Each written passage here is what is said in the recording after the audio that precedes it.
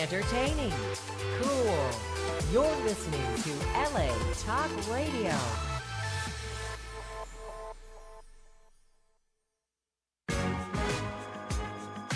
You're listening to Race and Religion with Jeff Hanlon, only on LA Talk Radio.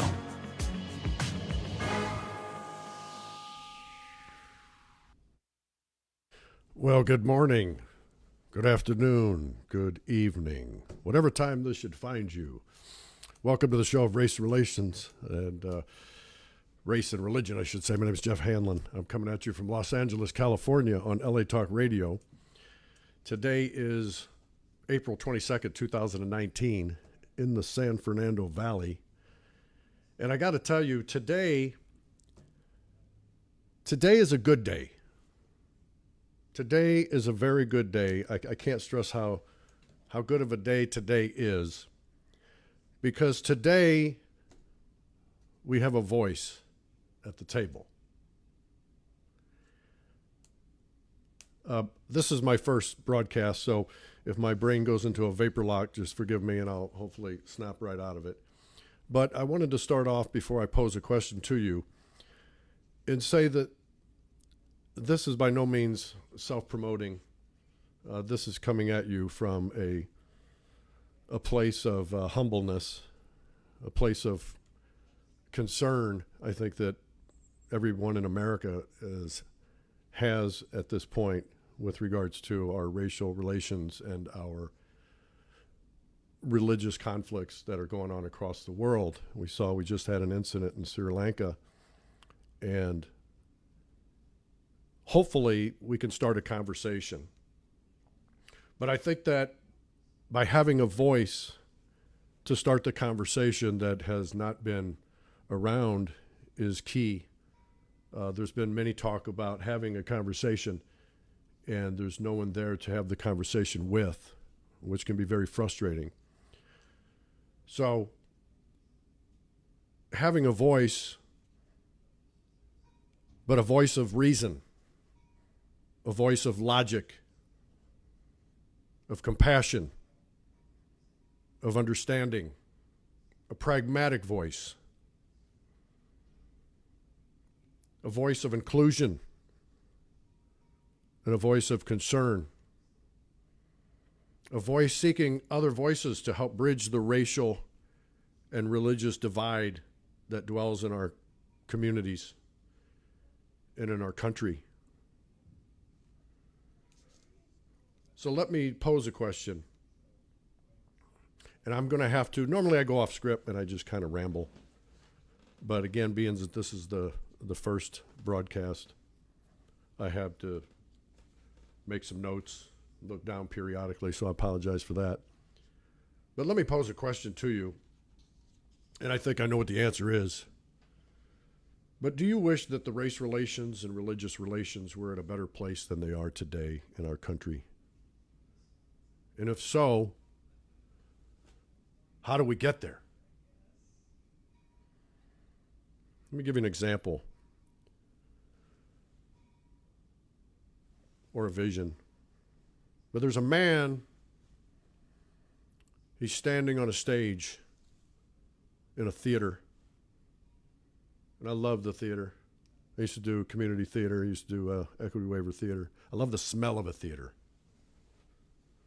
I used to lay on the stage, just try to absorb the theater, prepare me for the role, I thought. But there's a man on a stage, and he's giving a speech. It's a big theater, lots of seats in it. It's got the red crushed velvet seats. And he's giving a speech about racial and religious relations and how to improve them. Giving a wonderful speech. But there's only one problem. The seats are empty. There's no one there. He's talking to himself. How do you solve a problem or an issue when you're talking alone? By yourself. You know, it's like I got some guys at work and they have a conflict.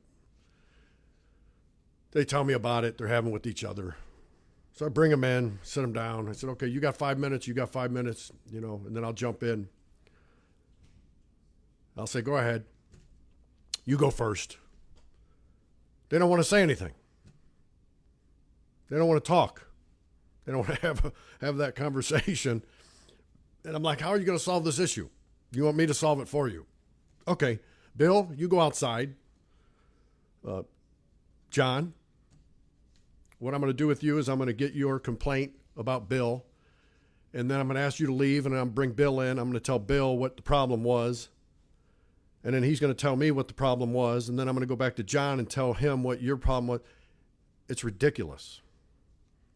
They can't speak to each other to solve the conflict.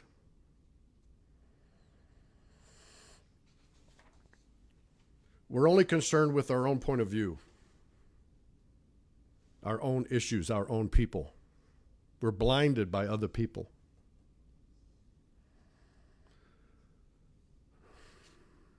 There's a table. It's a long, beautiful table. It's probably, 50 feet long, this table. Got 50 chairs sitting at it. Beautiful chairs. Settings are there. It's white linen everywhere. And sitting at each chair is a person representing every racial group, every ethnicity, every culture. Every religious organization in the world is sitting at this table. They're there to focus on and discuss ways how to improve racial and religious relations and conflicts throughout their communities, throughout their countries, and throughout the world. But there's only one problem. One of the seats is empty. There's no one representing one segment, one community. It's missing. You cannot solve an issue or a problem, especially this huge, this important, this complicated, unless everyone has a seat at the table. You just can't do it. It's impossible. No one can do it. I remember years ago, I think this was before the Rodney King incident. I was watching a segment on TV, and it was they were having a forum. It was with the Reverend Jesse Jackson, and I love Jesse Jackson. I admire him. I know there's people out there that don't like him, and some maybe even the black community. I've heard some people think he's an ambulance chaser. But look, the man has to make money, but he's compassionate and he fights for his community. So I like him. And see, why say anything negative about anybody anyway? What is the point of that? You're already starting off in the wrong direction to solve any kind of an issue. So I like to keep everything positive. Positive. But he's having a forum on affirmative action, and whatever your views are on affirmative action, it's changed over the years and whatnot. That's a different show, different segment. And he had a bunch of people on the stage, and I can't remember how many or who, but he said, "Do you know who we should have on the stage is a white woman? Because white women are the biggest benefactors of affirmative action." And I remember thinking to myself, no. We don't want that. We don't want to divide white men and white women on an issue like that. Who you should have up on the stage is a white male or white males. Because again, if you're having a problem or you're having an issue that you want to solve, you want to have everyone there representing their community in order to get a consensus to get something done and something accomplished and come up to an agreement on something, whatever that something is.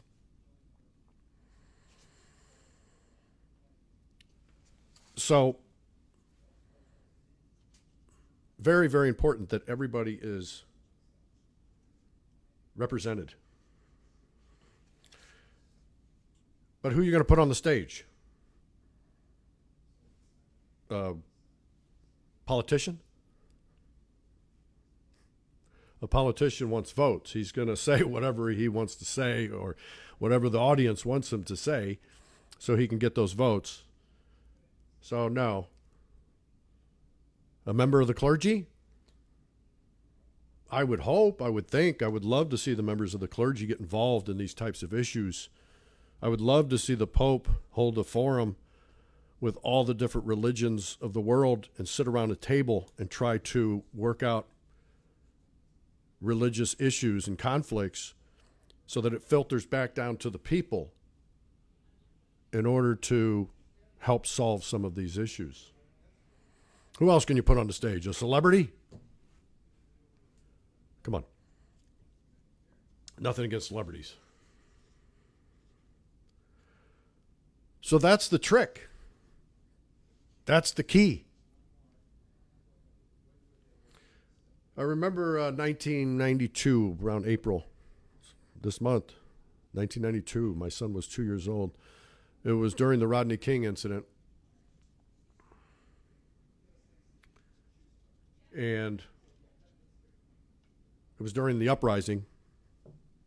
Now, some people might say, why are you saying uprising? Why aren't you using the word rioting? Because I wasn't there. I wasn't involved. So the people that were involved can call it whatever they want. So whether it's Rodney King or OJ or police shootings or Charlottesville, those are issues that we'll talk about in other segments. But I've learned that if you're going to talk about an issue, you have to break it down. You have to investigate it. You have to look at everything from all points of view, from all racial sides, from all religious sides. You cannot just defend and deflect all the time. You will never, ever solve anything. But anyway, there was a newscast going on, and there was chaos on the streets. There's smoke billowing from buildings. And there was a black guy on the street, and they were interviewing him. I don't know if he was a minister or reverend or if he was an activist or just a guy off the street. But I remember him saying, you know, if you're just going to stand on the sidelines and watch, not get involved, this is what happens. And that struck me. And I think a lot of people across this great country want to get involved and to assist with being that voice. They just don't know how. Or they're busy with work and family, raising a family. Well, today is a good day.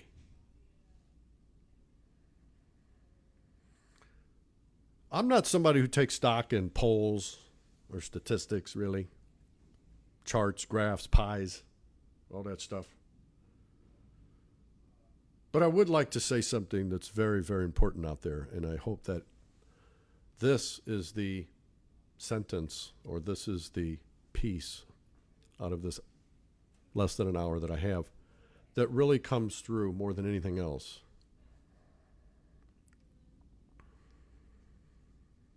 And I'd like to say this to the non-white communities out there, that just by living proof, years of listening and discussing and traveling and learning and traveling and listening and discussing, that the majority, now let me be real clear, that the majority, the supermajority of the white community, which in itself has a very large spectrum of different types of people in it, from the people living on the street, the mentally ill, the lower rungs of society, the low income, living in maybe rundown trailer parks, not the stereotype, maybe lower middle class, little brick houses, blue collars, all the way up to the rich.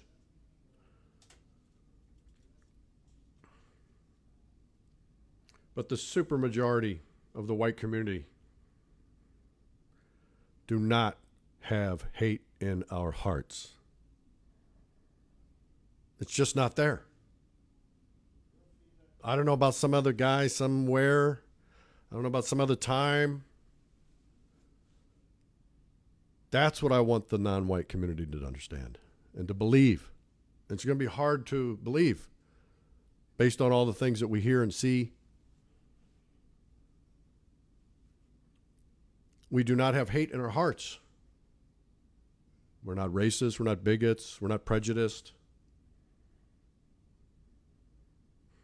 But unfortunately, there's a small sliver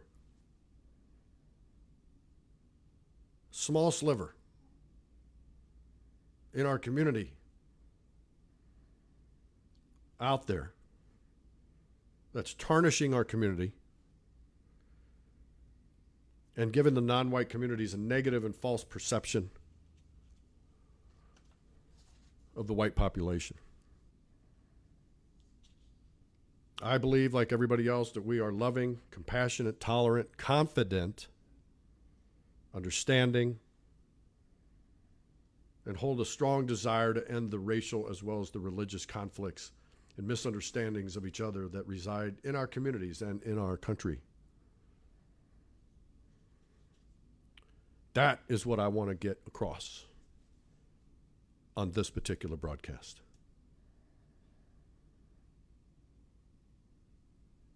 We do not have hate in our hearts. And I don't care if you're wearing a hood, a hoodie, or a pinstripe suit from Brooks Brothers. If you got hate in your heart, you're wrong. There's only two roads. You know, like the Led Zeppelin song, Stairway to Heaven. I grew up with Led Zeppelin, The Doors.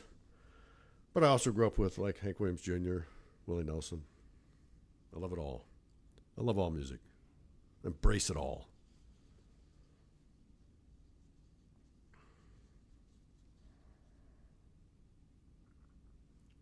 I'd like to point out to the television pundits, well, I kind of got sidetracked here. Let me go back to what I was trying to make a point of.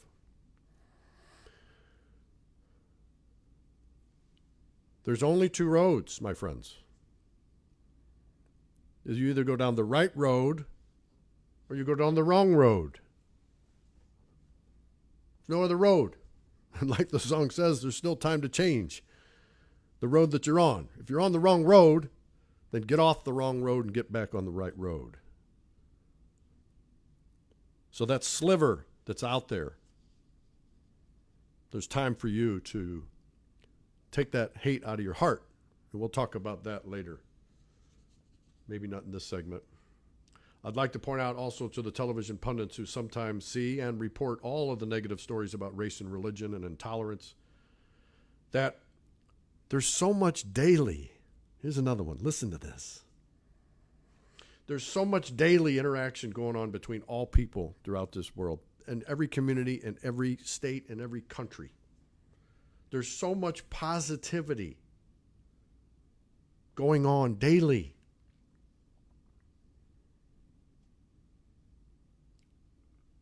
And thank God for that, because it's that positive interaction that occurs daily that lets us deal with and heal from the certain issues that can be magnified. We see a lot of the negativity in the media. The police shootings, the hate groups marching, even little instances where you have, people calling the police on, it was a white woman who called the police on a little black girl for selling lemonade. And then we see different little stories of that now that start popping up all the time. Again, creating that negative vibe. I understand the need to put certain stories out there, that so we're aware of what's going on. But can we mix it up a little? Can we just throw in a little bit of positivity so that the non-white communities don't think that we're all monsters?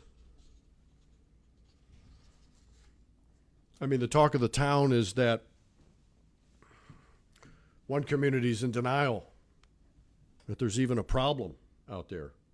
They always defend and deflect. And that the other community is obsessed with race. Every conflict is race-driven. Look, I used to be a newspaper guy. I worked for the St. Louis Globe-Democrat. I was a door-to-door salesman.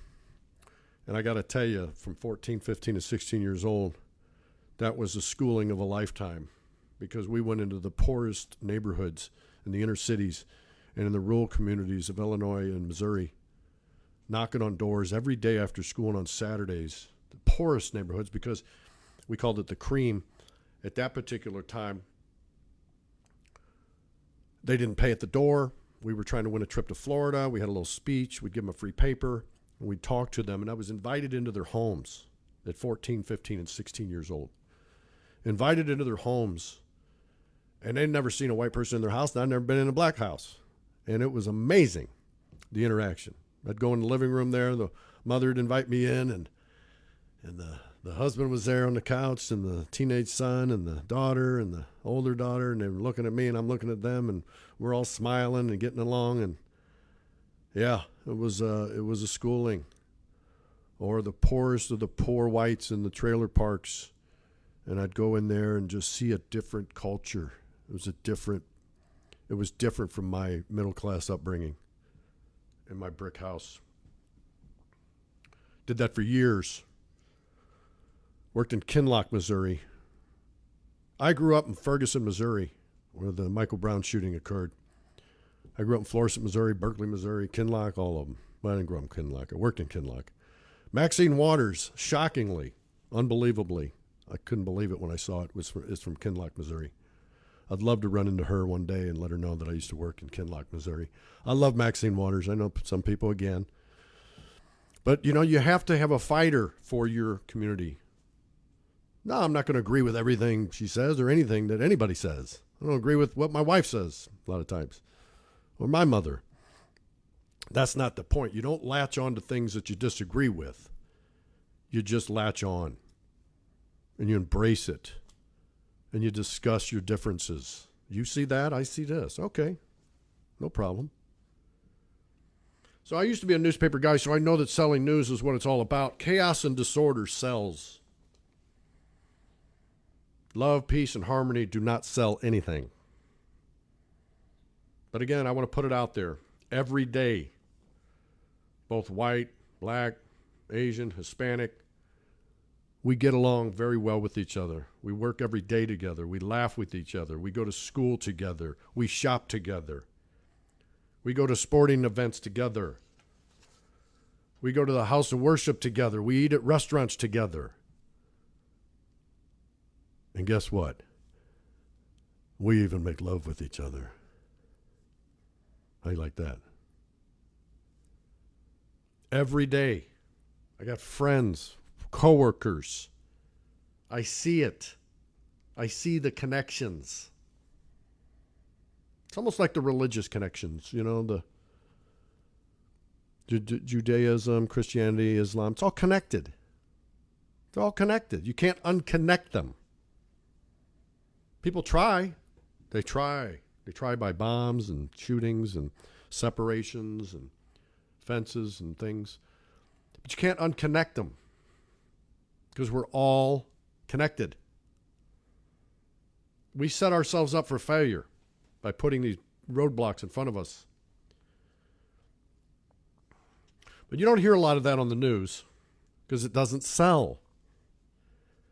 And when I talk about newspaper, I'm talking about, it's the same thing. Evening news, cable news, it could be a magazine, it could be a radio show, it could be television. The whole thing. It has to sell. But when I said mix it up a little, there was a story I saw,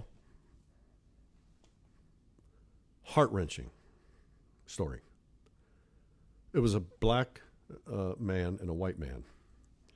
The white man had lost his daughter, and she was a donor, and the black man needed a heart. So they gave the daughter's heart to the black man. The father wanted to hear his daughter's heartbeat. So they met at a park, and there was news crews around, so, hey, there was some coverage, but I didn't really see it. It was buried. It's not what I'm talking about. It's that should be promoted. That should be promoted. So one of them, I can't remember who brought a stethoscope to listen. And he put, the black guy put the stethoscope on the white man's ears and let him listen to his daughter's heart beat. Unbelievable. And then they hugged, and then they cried, and it was unbelievable. And you know what? Maybe not to that extreme, but that happens every day. In different ways, in little different ways it happens. But you don't hear about it. And I don't know, really, I shouldn't say maybe they're doing it because they need to sell. Maybe they're ignorant of it. Remember, ignorance is not stupidity. Ignorance is you just don't know something. Really, you just should say they're not advanced in the subject matter. They don't have knowledge, but we use the word ignorance. Maybe the news is just not finding these stories.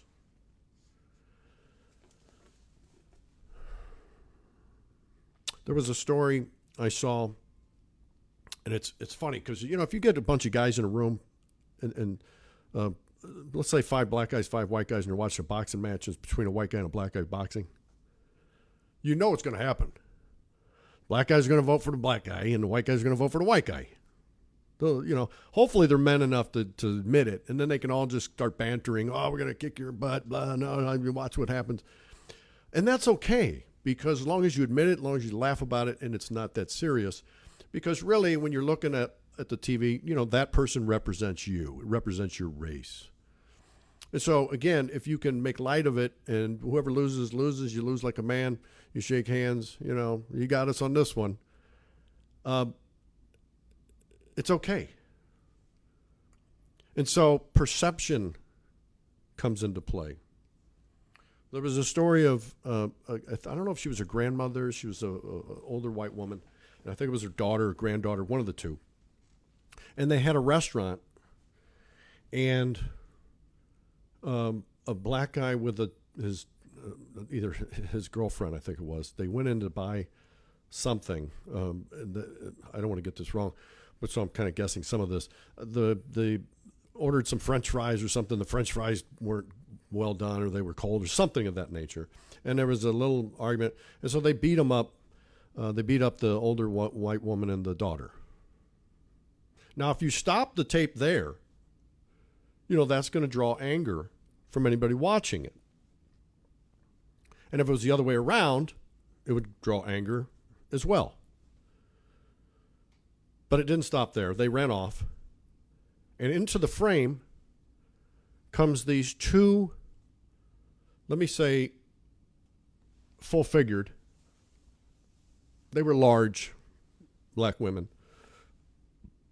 And they came, and I tell you what, if those two were standing right there when that was going on, there would have been a beating. But they came over and grabbed the woman and the daughter and just bear hugged them and smothered them with hugs and comforting them. You see how that changes the whole story. And so those interactions, yes, you have knuckleheads out there.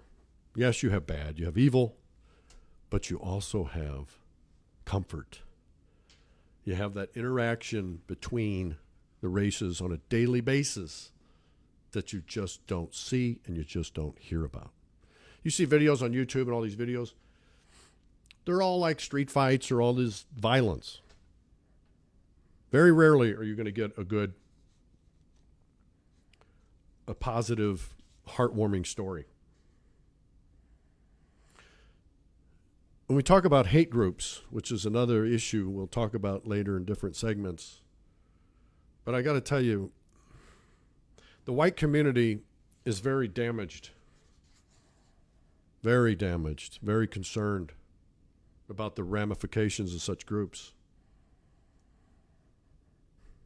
I consider these men lost souls. But with such, I believe there's a way to transform people. And, you know, you have hate in every community. You just do. Some form groups, some have little patches, some just hanging out to park, some are on street corners, just looking for trouble. It really doesn't matter what race they are, but I'm speaking to my community. So I believe they're lost souls that can be transformed from what they are now into a decent and productive member of our community. Look, every community has issues that they're concerned about. But there's a right way to handle those issues and a wrong way to handle those issues. You know, sometimes you have to take somebody and pull them away and set them down one-on-one and start asking why. And peel away the layers. And we don't know why. Maybe we'll find out. Maybe some of these people are coming from broken homes or abuse or drugs, or they're angry at society. Maybe they were attacked or beat up by a group earlier in life. We don't know every reason for each individual in these groups. But just as you have those people in those groups, like Charlottesville, you're going to have counter in the white community. They're going to say, no, you're not going to do that. You are destroying our community.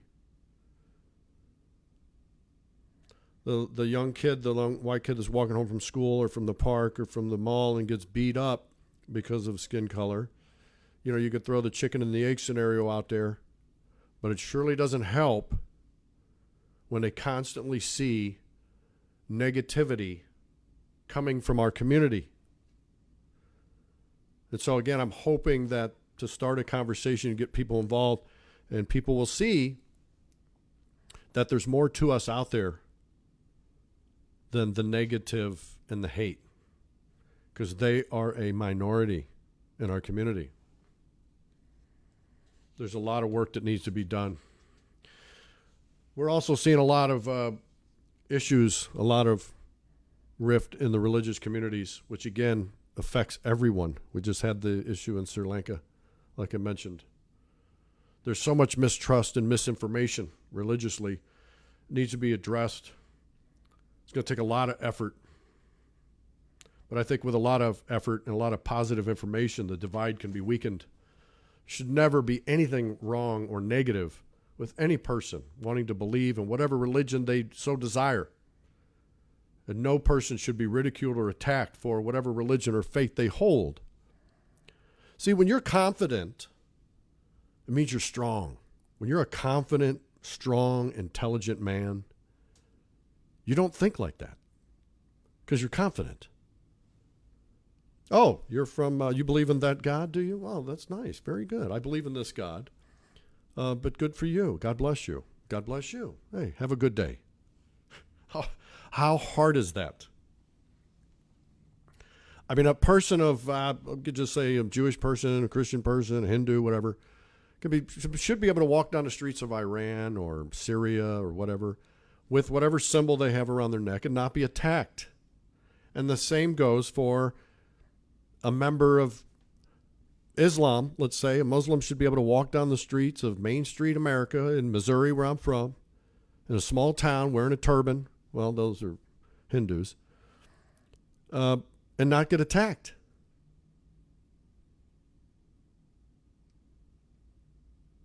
Why? You could have a group of guys coming out of a bar, standing on a corner, and they see that. Actually, people wearing turbans are sheiks. My wife's last name is Singh. This is an Indian last name, but she's Filipino. And I embrace it all. I love it all. I love the differences. Some people don't. I was looking at a YouTube video and I saw a preacher on there, and he was sitting down and he was going through the Quran and he was just ripping it apart, just tearing into it.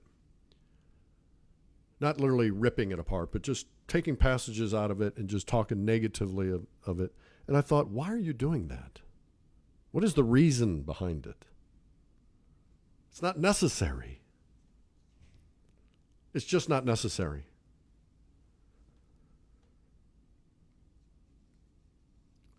So, if I could just say one thing about what this show is about, and then I'll cut it short. Like I said, usually I kind of just talk, but I wrote some things down, and, you know,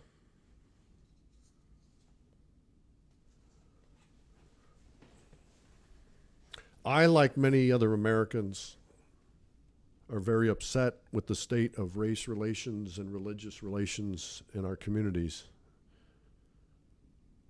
We see the negativity on the news all the time, and it's very frustrating. You know, sometimes there's an incident, and I feel kind of embarrassed going to work, and I almost feel like I have to put a sign around me or be the first to say, hey, it's not me. I agree with you on that. When we talk about issues, they're very complicated issues. We have to have some understanding. When we talk about police shootings and police brutality, that's a whole subject matter in itself. Yet we get sound bites on the news. We get little pieces of information now coming off of social media. No one's going to do a complete investigation in one broadcast, in one newscast. And so we hear these stories, and only later it comes out in piecemeal, we start finding out information. So we'll have a show just on police brutality. I was a victim of police brutality more than twice, maybe more. And I maybe deserved every whack. I don't know. Sometimes, you know, what I like to do is say, what could have I done differently to change the outcome of that situation? I was young. So all this conflict, there's so many components, there's so many angles and so many variables. You can't just slap something onto it and say, oh, that's the way it is. We have to really pick it apart.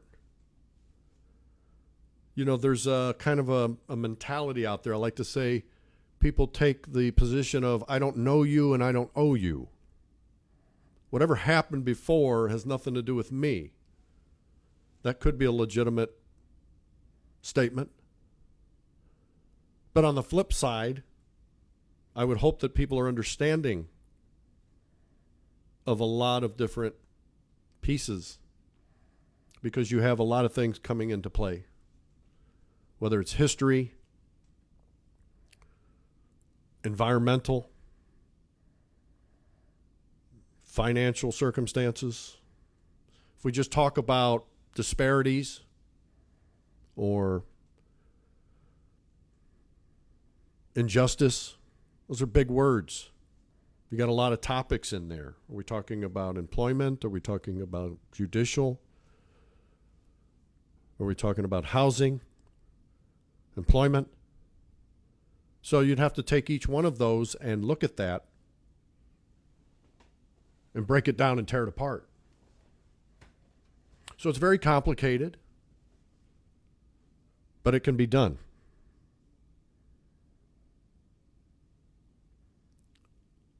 But it takes more than just one voice.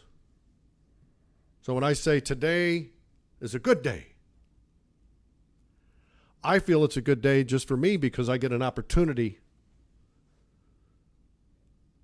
to talk about things that have been on my mind for many, many years. And I hope that there are others out there that would like to join in on the conversation, because these issues are very complex, but they're very, very concerning to our country. You know, sometimes they'll have an incident happen, and then they'll put it on the news, maybe Yahoo News, and then you'll look at the comments, and the comments are sad. A lot of them are sad. And you're reading them going, where are these people coming from? Where are they getting their thoughts from? Not all. And again, it's almost like nothing new under the sun. There's no one new under the sun. All the things that I'm talking about reflect all the communities because we're all the same. We're all humans. So when we talk about religion, there's no religion that can say it's the correct and proper religion. One religion is right and all the other ones are wrong. Or are they all wrong? We don't know. So the answer is just to respect each other for whatever you believe.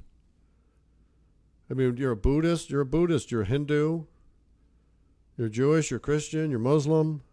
Maybe you just are a guy that likes to go out in a field and pray to the heavens. There's nothing wrong with that.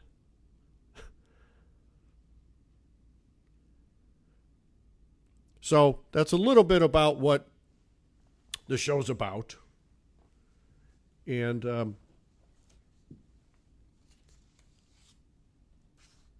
if you have anything that you'd like to bring to the table, please reach out to me. And I would like to say that my time is up.